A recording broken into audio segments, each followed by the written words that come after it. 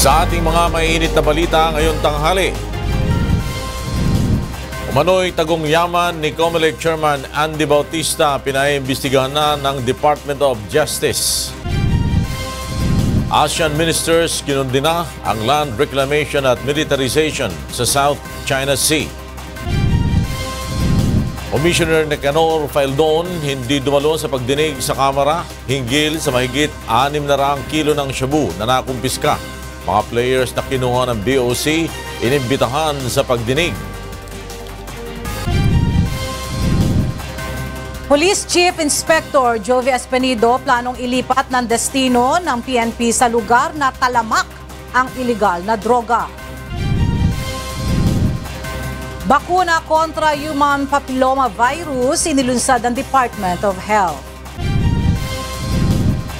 At mag-aamang music lover kabilang sa mga sumali sa Wish Covery on Ground audition sa Baguio City.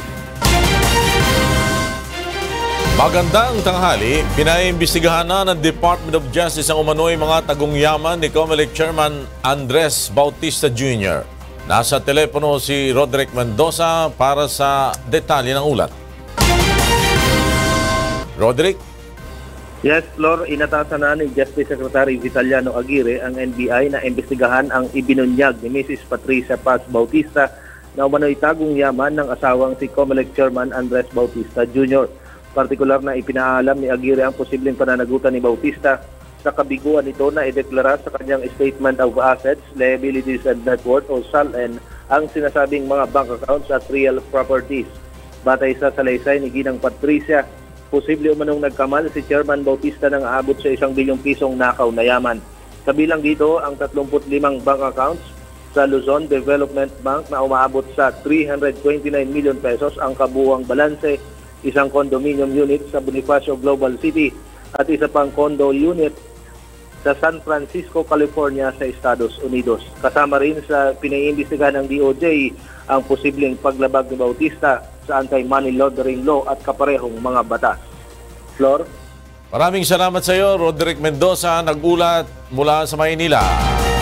Samantala, sinagot ni COMELEC Chairman Andres Bautista ang aligasyon ng kanyang asawa na mayroon siyang mga itinatagong kayamanan. Makakausap natin sa telepono si Aiko Miguel, kaugnay ng ulat na yan. Aiko? Yes, Flor, nakatakdang magsagawa ng press con ngayong umaga si COMELEC Chairman Andres Bautista Jr. Magsisimula dapat ito ng 11:30, ngunit may kasalukuyan pa itong hinaharap na panayam ngayon. Ang patawag na ito ni Chairman Bautista ay kaugnay ng akusasyon ng kanyang asawa na si Patricia Paz Bautista sa umano'y hidden wealth o tagong yaman ng COMELEC Chief.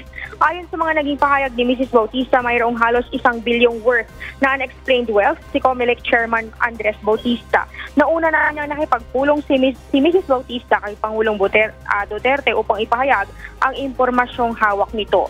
Nagsumiti na rin ng affidavit si Mrs. Bautista pagkatapos makipagpulong sa Pangulo. Laman niya ng kanyang affidavit ang ilan sa mga impormasyong gaya ng mga bank accounts ni Chairman Bautista na nawala sa kanyang 2016 Statement of Assets, Liabilities and Net Worth o SALN. May mga investment din umano si Chairman Bautista sa ibang bansa. Nauna na rin ipinahayag ni Chairman Bautista na uri ng extortion ang ginagawa ng kanyang asawa. Samantala, nagbigay na rin ng kautusan si Secretary Aguirre na paimbestigahan nga ang akusasyon laban kay COMELEC Chairman Bautista. Hinihintay pa natin ngayon ang magiging pahayag at paglilinaw ni Chairman Bautista laban sa mga akusasyon sa kanya ni Mrs. Patricia Paz Bautista. Yan muna ang latest live, balik sa floor. Aiko Miguel, nagulat mula sa COMELEC. Kinundina ng ASEAN foreign ministers ang land reclamation at militarization sa West Philippine Sea ng China. Mula sa Pasay City, may report si Maki Libradilla live. Yes, Maki. Yes, Flor, taliwas dun sa draft communique na inilabas ng Department of Foreign Affairs ay naging mainit yung talakayan ng mga foreign ministers ng ASEAN countries kaugnay sa usapin sa South China Sea o West Philippine Sea. Base sa 46-page final joint communique ng 50th ASEAN Foreign Ministers Meeting, malayang nailabas ng mga ito ang kanilang saloobin sa issue, partikular na ang land reclamation ng China sa South China Sea at pagtatayo dito ng military facilities na pinagmumulan umano ng tensyon at gulo sa ASEAN countries at China. Binigyang diin din ng foreign ministers na dapat ay walang militarization sa pinag-aagawang teritoryo. Pinagtibay din nila ang pagsunod sa 1982 United Nations Convention on the Law of the Sea o UNCLOS upang magtuloy-tuloy na ang gumagandang sitwasyon at usapin sa South China Sea. Kasama sa mga ASEAN countries na nagke-claim ng teritoryo sa South China Sea ay ang Vietnam, Taiwan, Brunei at Malaysia. Samantala, Flor, hindi pa malinaw kung sa kabila ng mga pag-uusap nito ay ipagpapatuloy pa rin ng China yung kanilang development diyan sa pinag-aagawang teritoryo sa South China Sea. Flor? Maki Libradilla nagulat mula sa Pasay City. Mag-courtesy call kay Pangulong Rodrigo Duterte sa Malacanang mamayang alas 4 ng hapon ng U.S. Secretary of State na si Rex Tillerson. Walang ibinigay na impormasyon ng Malacanang kung anong agenda ang pag-uusapan ng dalawa sa 30 minutong meeting. Nakatakda ring bumisita kay Pangulong Duterte ang Minister of Foreign Affairs ng Australia na si Julie Bishop. Nasa Pilipinas sina Tillerson at Bishop upang dumalo sa ASEAN Regional Forum. Ang mga ambasador naman ng bansang Chile, Colombia, India at Austria ay magpipresenta ng kanilang credentials kay Pangulong Duterte. Pagkatapos nito ay pupulungin ng Pangulo ang kanyang gabinete. Inadopt na kahapon ng Foreign Minister ng China at ASEAN member countries ang framework ng Code of Conduct sa West Philippine Sea. Ang Code of Conduct ang inaasahang makakatulong ng malaki sa pagresolba sa problema sa agawan sa teritoryo sa West Philippine Sea. Narito ang ulat ni Maki Libradilla. Uumpisahan na sa darating na Nobyembre ang negosasyon ng China at ASEAN countries sa pagbuo ng Code of Conduct sa West Philippine Sea. Ito ay matapos na i-adapt ng China at ASEAN ministers ang framework ng COC sa ASEAN-China Ministerial Meeting kahapon sa PICC. Pero ang China may kondisyon. Sa isang statement, sinabi ni Chinese Minister Wang Yi na makikiisa sila dito kung hindi makikialam ang ibang bansang hindi naman miyembro ng ASEAN. Ang panukalang COC ay isang kasunduan upang matiyak ang pagpapanatili ng kapayapaan at stability sa South China Sea. Ayon sa Department of Foreign Affairs, habang wala pang Code of Conduct ay mananatili ang kooperasyon sa pagitan ng China at ASEAN member countries upang hindi na lumala pa ang sitwasyon sa pinag-aagawang teritoryo. Parallel to this, ASEAN and China will continue to cooperate on such practical maritime cooperation efforts, including management and prevention of conflicts among parties through confidence-building measures, as well as to prevent miscalculations on the ground. Ngunit ayon sa DFA, wala pang katiyakan kung ihihinto ng China ang pagtatayo ng military facilities sa disputed territory habang hindi pa nabubuo ang naturang Code of Conduct. Maki Libradilla, UNTV News and Rescue, Makati. Samantala, nanawagan ng mga bansa sa Asia na alisin na ng North Korea ang armas nuklear nito at itigil na rin ang ginagawang nuclear testing. Narito ang report ni Nelma Rebohok. Nababahala ang ASEAN member states sa muling ginawang intercontinental ballistic missile testing ng Democratic People's Republic of Korea noong July 4 at 28. Dahil dito isang statement noong Sabado ay muling ipinanawagan ng mga ito ang denuclearization o pag-aalis ng mga nuclear weapons sa Korean Peninsula. These developments seriously threaten peace, security, and stability in the region and the world. In this regard, we strongly urge the DPRK to immediately comply fully with its obligations under all relevant UN Security Council resolutions. Nanawagan din ng ASEAN ministers sa North Korea na gawin ang bahagi nito bilang participant ng ASEAN Regional Forum upang mapanatili ang kapayapaan at pagkakaisa sa Asia-Pacific region. ASEAN stands ready to play a constructive role in contributing to peace and stability in the Korean Peninsula. Samantala, isa namang bagong sanction ang inilabas ng United Nations Security Council para sa North Korea dahil sa pinakahuli nitong intercontinental ballistic test. Ang US drafted resolution ay nagbaban sa North Korean exports gaya ng coal, iron ore, lead ore at seafood. Inaasahang $1 billion ang mababawa sa annual export revenue ng bansa dahil dito. Nel Maribuho, UNTV News and Rescue, Pasay City. Gagawaran ng parangal si Police Chief Inspector Jovi Espenido sa pagdiriwang ng ika-116 na anibersaryo ng Philippine National Police o PNP sa Miyerkules. Ayon kay PNP Chief Ronald De La Rosa, ang award ay dahil sa mga accomplishment ni Espenido sa kampanya ng pamahalaan laban sa iligal na droga.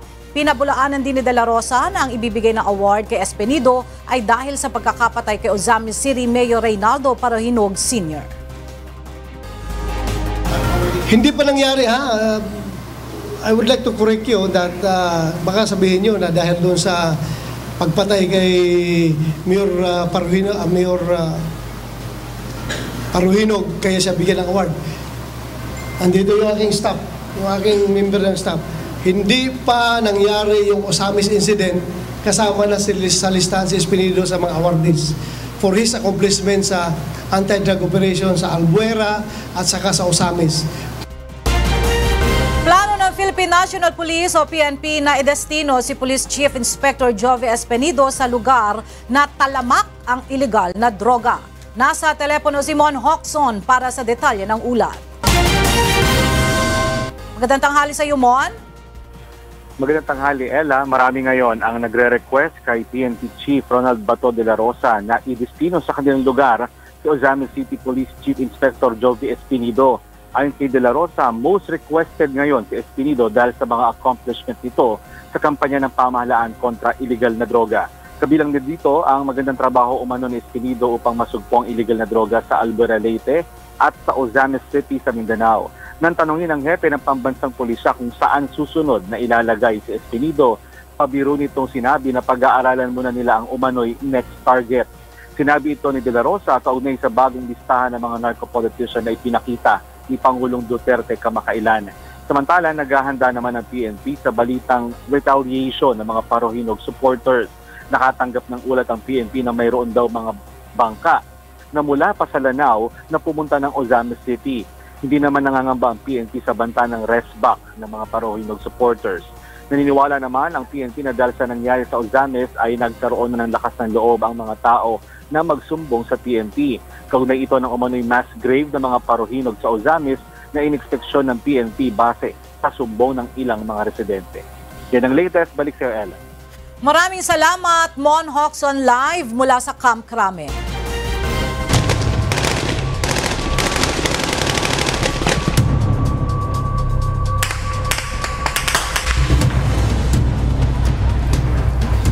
Ipinahayag ng Armed Forces of the Philippines o AFP na nananatiling mataas ang moral ng mga sundalong nakikipagbakbakan sa Marawi City. Makakausap natin sa telepono si Lea Ilagan para sa balitang yan. Lea? Magandang tanghali sa Flor, namanghanga itong si AFP Chief of Staff General Eduardo Año sa ipinakitang dedikasyon at focus sa trabaho ng mga sundalo sa Marawi City. Ayon kay AFP Public Affairs Office Chief Colonel Edgar Arevalo, hindi natinag ang mga sundalo sa kanilang pwesto kahit na nasa harapan na nila si General Año. Sinabi pa ni Arevalo na mataas ang moral ng mga sundalo sa ground sa kabila ng mga casualties na naitatala sa kanilang hanay. Dagdag ng opisyal, nagtungo sa battleground sa Marawi City ang pinuno ng Sandatahang Lakas ng Pilipinas upang bigyang inspirasyon sana ang mga sundalo sa ground. Subalit, mas na-inspired aniya ito sa paraan ng pagtatrabaho ng kanyang mga tauhan. Hiling ni AFP Chief of Staff General Eduardo Año sa kanyang mga tauhan sa Marawi Battleground manatiling buhay para sa muli nilang pagkikita sa isang selebrasyon ng tagumpay kapag natapos na lahat ng gulo na dulot ng ISIS-inspired Mountie terrorists sa Mindanao. Balik sa iyo, Flor. Leilaga, nagulat mula sa Camp Aguinaldo. Samantala, mas paigtingin pa ng AFP ang pagtugis nito sa nalalabi pang mga miyembro ng Mountie Group sa Marawi City. Narito ang report ni Janice Enhente. Patuloy na lumiliit ang puwersa ng ISIS-inspired mounted terrorists sa Marawi City ngayon. Ayon sa Armed Forces of the Philippines, mas limitado na rin ang lugar na ginagalawan ng mga ito dahil sa unti-unti nang nababawi ng pamahalaan ang mga dating pinagkukutaan ng mga terorista. Dahil dito, mas matinding mga labanan na ang nagaganap sa lugar ayon sa AFP. Marawi City now, unang-una, lesser fighting compared before. Lesser fighting pero more intensity. Dahil ang naiwan na lang dito ay mga core group, nitong grupo ni Hapilon at saka ng mga Maute. In a way, mas mahirap ang labanan pero mas nakikita nating madali na ang pag-end dito. Samantala, base sa monitoring ng AFP, nasa loob pa ng Marawi City ang isa sa Maute brothers na si Abdullah Maute at ang itinuturing na leader ng ISIS sa Asia na si Isnilon Hapilon. Kaya naman sinelyuhan na ng militar ang lahat ng entry at exit points sa Marawi City. We don't hear about Omar, Madi, and Otto at saka si Dr. Mahmoud, yung Malaysian.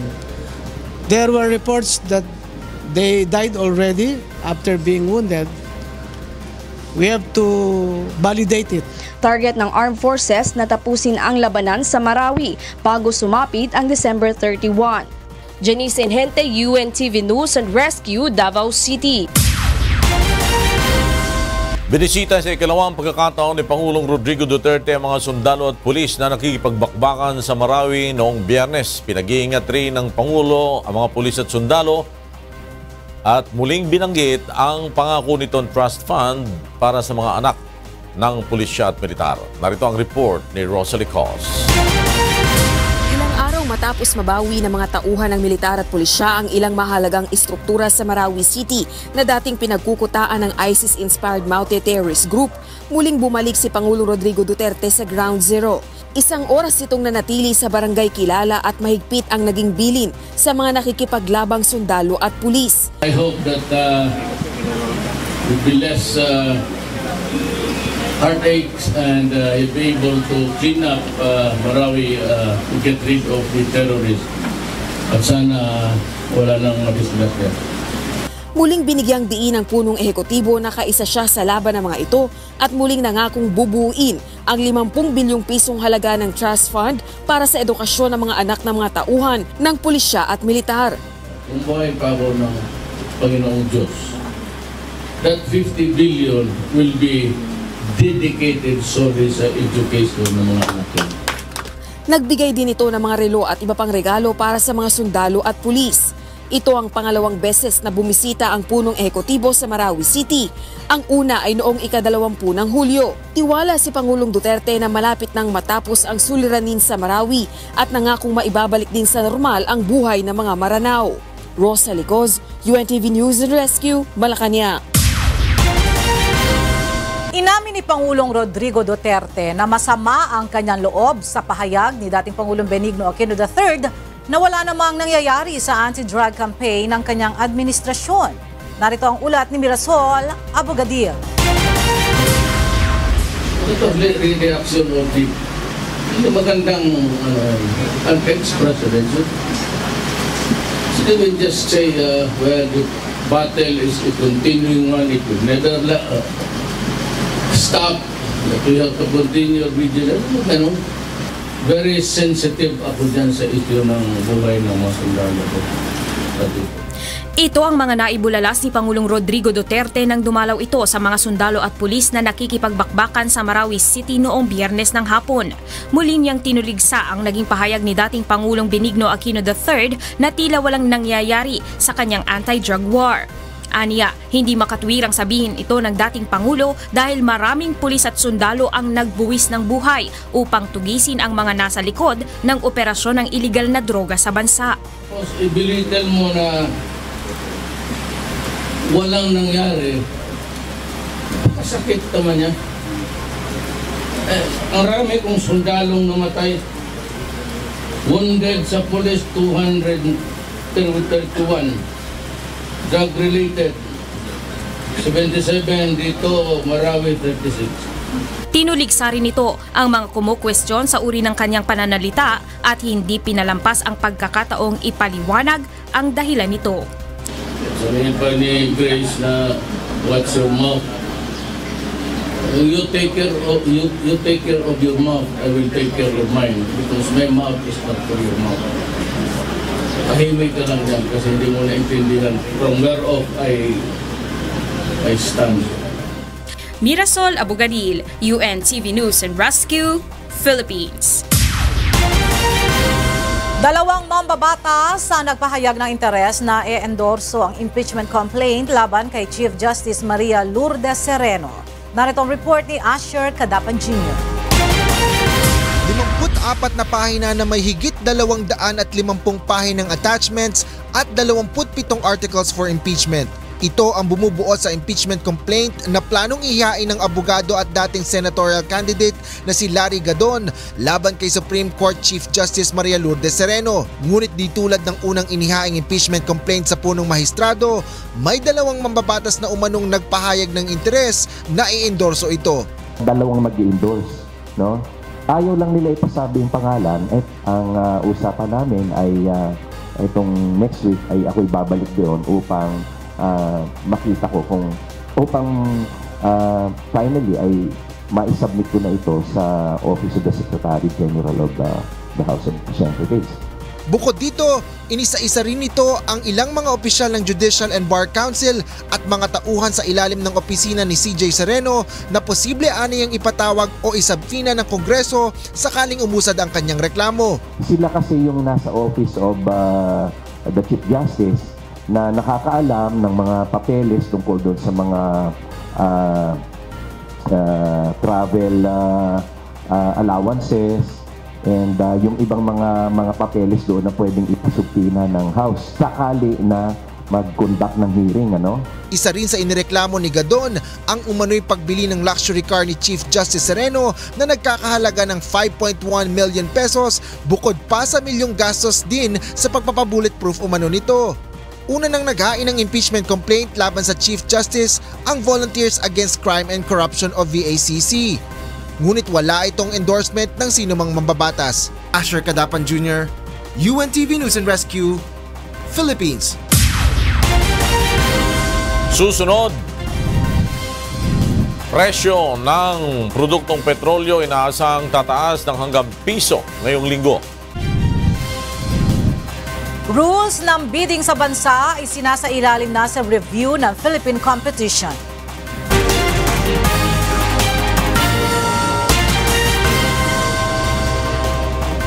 Inaasahang muling tataas ang presyo ng produktong petrolyo ngayong linggo. 90 hanggang piso ang madaragdag sa kada litro ng gasolina. 70 hanggang 80 sentimos naman ang maaaring maging increase sa presyo ng diesel at 80 hanggang 90 sentimos naman sa bawat litro ng kerosene. Yun ay katlong sunod na linggo na magkakaroon ng pagtaas sa presyo ng mga produktong petrolyo.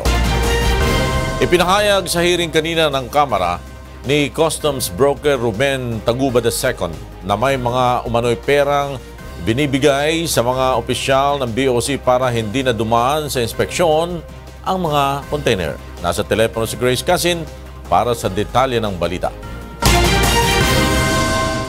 Grace. Floor, mahigit 30,000 piso umano ang kabuuan ng tara o perang binibigay ng customs broker na si Ruben Taguba II sa iba't ibang opisyal o opisina ng BOC para hindi na dumaan pa sa inspeksyon ng mga container ng EMT Trading. Ayon kay Taguba, 2,000 pesos ang ibinibigay niya sa Intel Group, 3,000 sa Port Collector, 500 pesos sa Customs Intelligence and Investigation Service Director, 500 pesos sa Customs Intelligence Investigation Service District Director, 500 pesos sa ESS District Command, 1,000 pesos sa X-Ray, 200 pesos sa Pier Inspector, 500 pesos sa Formal Entry Division, at 10,000 pesos sa Inspection Assessment Service. Mayroon pa umanong 7,500 na ibinibigay sa isang section sa loob ng port at kung susumahin ay aabot sa mahigit 30,000 ang kabuuang halaga. Ayon kay Taguba, may isang tao lamang daw na nagte-text sa kanya kung saan niya ibibigay na sabing halaga at kung saan sila magkikita. Sa ngayon, Flor, nagpapatuloy pa ang investigasyon ng House Committee on Dangerous Drugs hinggil sa mahigit 600 kilo ng shabu na nakapuslit sa Bureau of Customs at nakumpiska naman sa Valenzuela City. Flor? Grace Casin nagulat mula sa House of Representatives. Muling iimbestigahan ng Senado ang isyu sa pagtaas ng presyo ng bawang sa merkado at usapin sa kartel. Nasa telepono si Nel Maribuhok para sa detalye ng balita. Yes, Nel. Floor, ipinagpatuloy ng Senate Committee on Agriculture and Food ang investigasyon kaugnay ng pagtaas sa presyo ng bawang sa bansa. Kung saan batay sa resolusyon ng Senado, sa kasalukuyan ay umabot sa 140 hanggang 200 pesos kada kilo ang naging presyo ng bawang sa merkado. Sumentro ang investigasyon sa ginagawang research ng Mariano State University at University of the Philippines, Los Baños upang mapataas ang garlic production. Dito, binatikos ng senador ang State University sa kanilang trabaho. Kailangan yung research nyo, maturuan nyo yung ating mga hihirap na farmers and fishermen to be competitive. That should be the result of your research. Mag-away na tayo dito. Huwag ka nang mag-hand sa ano. The mere fact na bumagsak ang production ng garlic by 50%, it's your fault. Dumipensa naman ang Department of Agriculture at sinabi na gumagawa na rin sila ng plano upang mapataas ang produksyon ng bawang.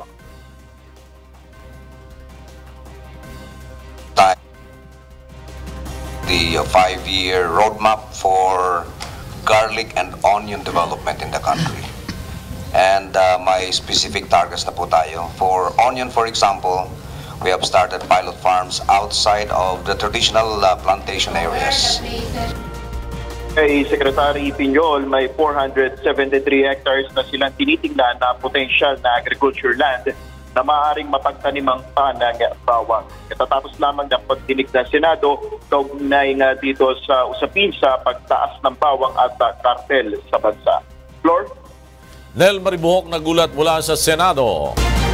Isinailalim na sa review ng Philippine Competition Commission, Office of the Ombudsman at Commission on Audit ang sistema ng bidding sa bansa upang maiwasan ang anomalya sa bidding sa mga ahensya ng pamahalaan. Narito ang ulat ni Victor Cosare. Sinimulan ng pag-aralan ng Philippine Competition Commission kasama ang Commission on Audit at Office of the Ombudsman ang panuntunan sa pagsasagawa ng bidding sa Pilipinas. Sa panayam ng programang Get It Straight with Daniel Razon kay Philippine Competition Commission spokesperson Attorney Lenny Papa, isa sa bibigyang pansin ay kung paano maiwasan ang sistema ng tailor fitting sa terms of reference upang pumabor sa isang bidder. Titingnan po natin dun sa rules ng gobyerno kung yung pag-adopt ba nila ng rules merong pinapanigan na isang competitor. Ayon kay Attorney Papa, sasaklawin ng pag-aaral ang kabuuan ng rules ng bidding sa mga ahensya ng pamahalaan. Una na ring sinabi ni Pangulong Rodrigo Duterte na nais niyang ma-review ang bidding process sa bansa sapagkat hindi ito sang-ayon na sa lowest bidder laging nauuwi ang kontrata. Anya, nagiging ugat ito ng korupsyon at hindi nakukuha ng pamahalaan ang dekalidad ng mga produkto at serbisyo. Bukod sa bidding, isinasailalim na rin sa review ng PCC ang ipinatutupad na suggested retail price ng Department of Trade and Industry. Tutukuyin ang pag-aaral kung nakatutulong nga ba ito upang magkaroon ng maayos na kompetisyon sa kapakinabangan ng mga mamimili. Dalawa po kasing punto yan. Pwede po yung makabuti o makasama. Yun nga po, na-mention ko, pwede siyang makasama kung ginagamit po siya para sabuatan ng mga manufacturers. So pag sinabi, ito po yung suggested retail price namin, gagayahin ng kabila. Yun po ang pwedeng makasama. Pero pwede rin naman po siyang makabuti sa consumer in the sense na kinokontrol po niya yung presyo sa retail level. So kapag ibinenta na po sa mga retailer, mandato ng PCC na tiyakin na patas ang kompetisyon sa pagitan ng magkakalabang kumpanya sa isang industriya. Target nito na maiwasan ang kartel, price fixing at pagdodomina ng ibang malalaking kumpanya upang patayin ang maliliit na mga negosyo. Victor Cosare, UNTV News and Rescue, Quezon City. Maaari nang i-report sa website ng Department of Education o DepEd ang sinumang lalabag sa nationwide smoking ban. Sa ilalim ng eskwela ban sa sigarilyo program ng DepEd sa pakikipagtulungan ng Tobacco Free Kids o TFK Action Fund, magagamit ang website para i-report ang sinumang lumalabag sa programa. ipinagbabawal ng manigarilyo sa mga establishmento at pampublikong lugar. Ayon sa DepEd, ang mga mahuhuling lalabag sa smoking ban ay papatawan ng kaukulang parusa. Ayon kay DepEd Undersecretary Alberto Muyot na mahaharap sa kasong administratibo ang mga local government official na mapatutunayang lumabag sa nationwide smoking ban. Sa mga nagnanais magsumbong, bumisita lamang sa www.tobaccofreedeped.org, i-click ang reporting at i-fill out ang incident report form bago i-submit.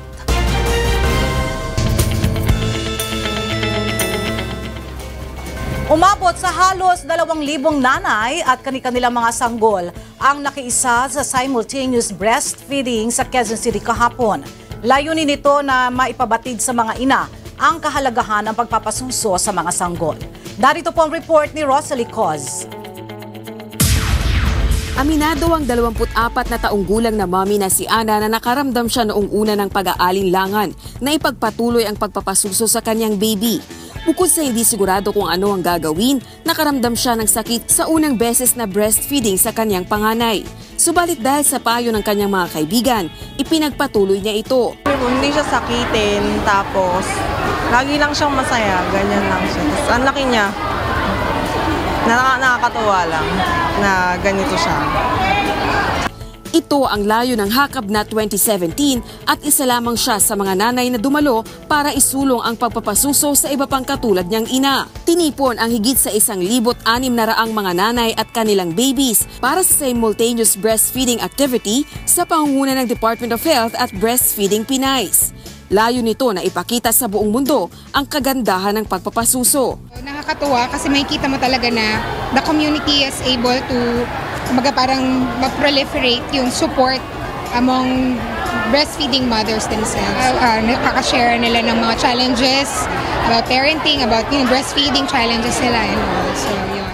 Dumalo rin sa Hakabna ang mga lactation experts, peer counselors at breastfeeding advocacy supporters. Ibinahagi nila ang kanilang kaalaman at payo sa mga nanay at kanilang pamilya, ang kabutihan sa kalusugan at economic benefit ng breastfeeding, gayon din kung papaano mapapangalagaan ang kalusugan ng mga baby at mommies.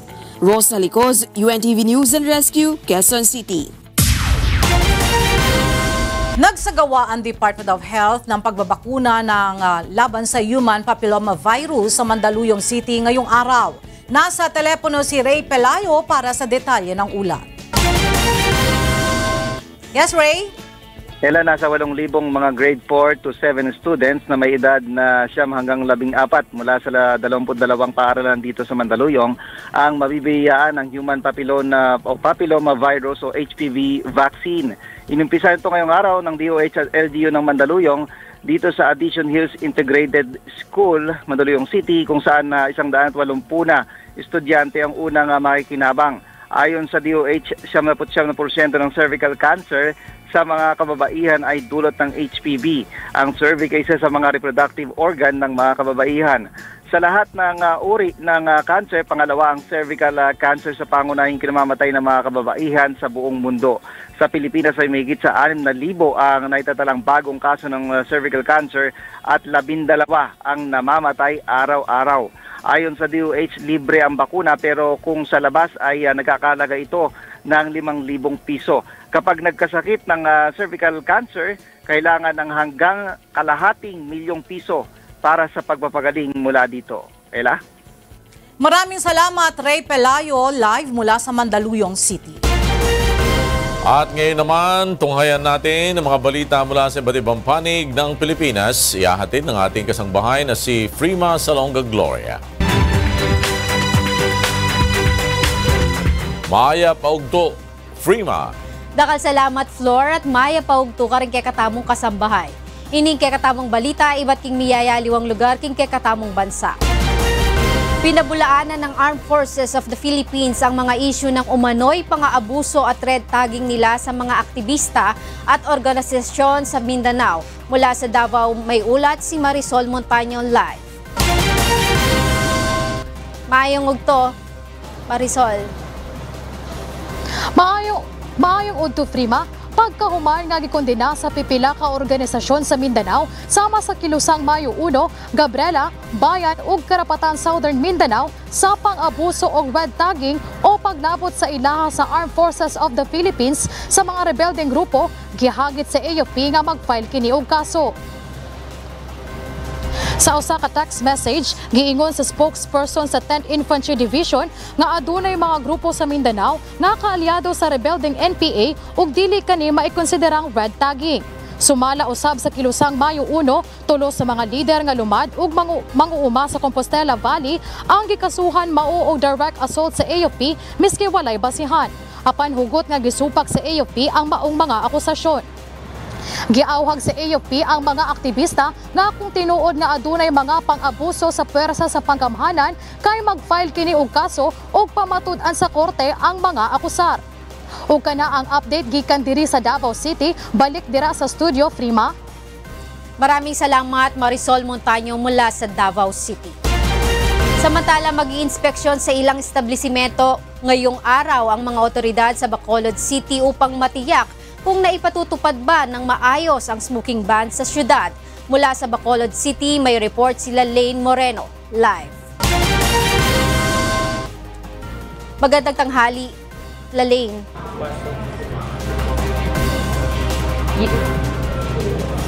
Yes, Prema, maayong ugtong magalibot sa syudad subong nga adlaw ang smoking team agwat inspeksyonon ang mga lugar nga dapat nagapatuman sang smoking ban sa idalom sa Executive Order number 26. Sang Sabado, nagpaidalom sang training ang grupo bilang pagpanghanda sa paggahiwaton nga inspeksyon subong nga adlaw. Sa subong yara sa 15 ka mga violators ang nadakpan sa mga otoridad nga nagapanigarilyo sa ginadilian nga lugar. Sa idalom sang EO, ginadilian ang pagpanigarilyo sa mga pampubliko nga lugar, kapareho sang eskwelahan, ospital, clinics, elevators, recreational facilities, stairwells, food preparation areas, kag mga lugar nga mayara sang fire hazards. Ang mga magalapas sa EO, mahimo nga pagamultahan halin sa 500 pesos hasta 1,000 ka pesos ukon mahimo nga mapreso. At yan munang latest mula rito sa Bacolod City, balik sa studio. Maraming salamat Lane Moreno mula sa Bacolod City. Samantala nagsasagawa ng simulation exercises ang PNP Special Weapons and Tactics ng Region 3 bilang paghahanda kapag may mga teroristang manggugulo sa rehiyon. Mula sa City of San Fernando, Pampanga, may report si Joshua Antonio. Live. Magandang tanghali, Joshua. Yes, Prima, may pagtud bilang pamagsadya king seguridad at pamaglusob rating terorista kini Central Luzon. Mikati niya simulation exercises in PNP Special Weapons and Tactics karing 7 probinsya. Merapat iya in pilot testing kening Pampanga inyang Sabadong Abak, uling mga regular ring syudad Keti, Antimo in City of San Fernando at Angeles City, ayang punteriya rating terorista, Antimo Emilyari king Marawi City. Specialized unit na ni PNP SWAT inya sa sadyala karing posibleng malyari. Prima pagpaking SWAT kaya dayarin itiking karelang gagawa na seguridad kaya darap tandang ASEAN meeting kening bansa. Prima. Maraming salamat Joshua Antonio mula sa San Fernando, Pampanga. At yan kay katamong balita, iba't ting miyayaliw ang lugar king kay katamong bansa. Ibalik kay kayo Ken Flor. Dakala salamat, Frima Salonga Gloria. Susunod, 2 Division Champion Timothy Bradley nagretiro na sa boxing. At awiting Ikaw ang Buhay Ko, wagi sa unang weekly elimination ng Agosto sa ASOP Year 6.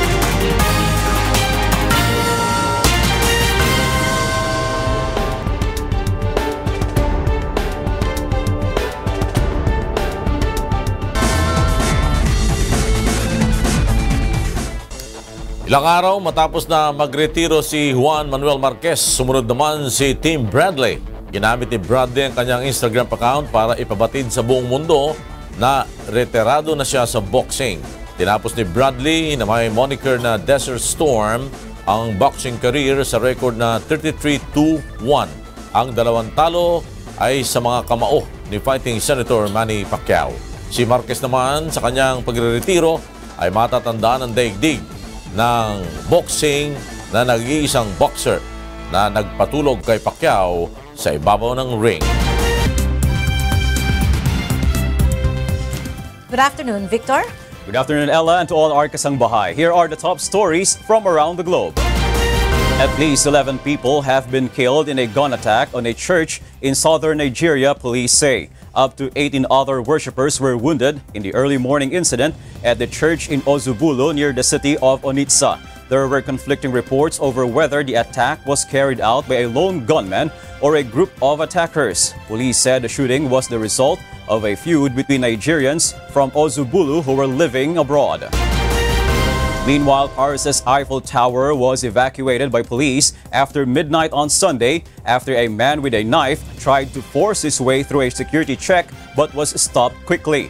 The incident at the world-famous tourist site was initially treated as a criminal matter but was later designated a counter-terrorism case because of the suspect's statements to the police and his apparent radicalization, a judicial source said. Authorities said the suspect, a French national born in Mauritania in 1998, had been in a psychiatric hospital for several months and was granted temporary permission to leave care from August 4 to August 6. Meanwhile, a massive landslide in southwest China blocked traffic on National Highway 213 for 3 hours on Sunday. The landslide caused about 20,000 cubic meters of mud to fall onto the highway, cutting off traffic on the highway's Maoshan County section. An emergency team, including personnel from public security, land resources, road and traffic departments, were immediately sent to the site. No death or injury has been reported in the incident. And those are the stories making headlines around the globe. Back to you, Ella.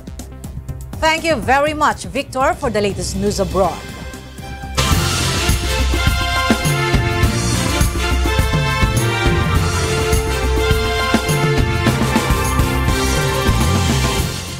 Sa ikatlong pagkakataon, magtatangka ang isang composer na taga Rizal Province na makapasok sa Grand Finals ng A Song of Praise Music Festival Year 6. Narito ang report ni Leslie Longbowen.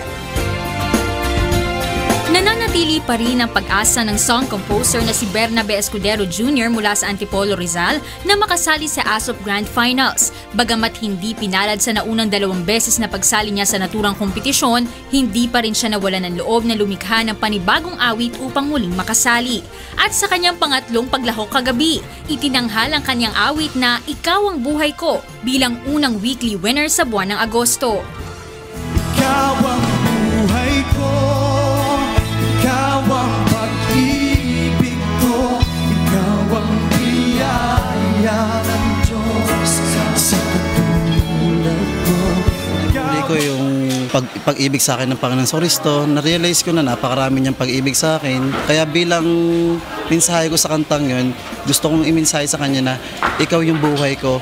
Umani naman ng papuri mula sa mga hurado ang likhang awit ni Bernabe. OPM na OPM yung dating niya. Pinoy na Pinoy. Ang ganda, ang ganda. Ang sarap ulit-uliting pakinggan ng kanta. Sinasabi mo, ito pala yung patungkol sa Panginoon. No? Oh, yun yung isang kulay nun. Pero nagustuhan ko yung kulay na parang mali. Pero parang tama rin pala. Okay. Magaling ang konsepto. Tinalo ng awit na Ikaw ang Buhay Ko ang awiting Ang Lahat ng Bagay ni Dino de Guzman ng Pasay City at ang likhang awit ni Emmanuel Talon ng Isabela na Asin at Ilaw. Samantala, nag-enjoy naman ang singer-actress na si Mariz Ricketts sa kanyang first experience bilang ASOP judge. Sobrang magaganda lahat. Excited na ako for next year kasi sabi ko, ay nako, ang daming magagandang songs na siguradong sisikat. Leslie Longbowen, UNTV News and Rescue, Philippines.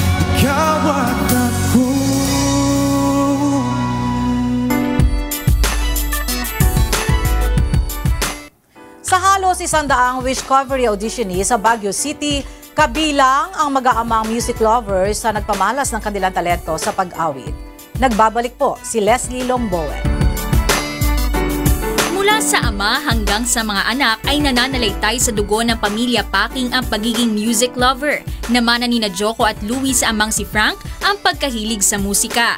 Kaya nang bumisita ang Wish 1075 sa Baguio City para sa Wishcovery audition, hindi na pinalagpas ng mag-aama ang pagkakataon at ipinamalas ang kanilang talento sa publiko.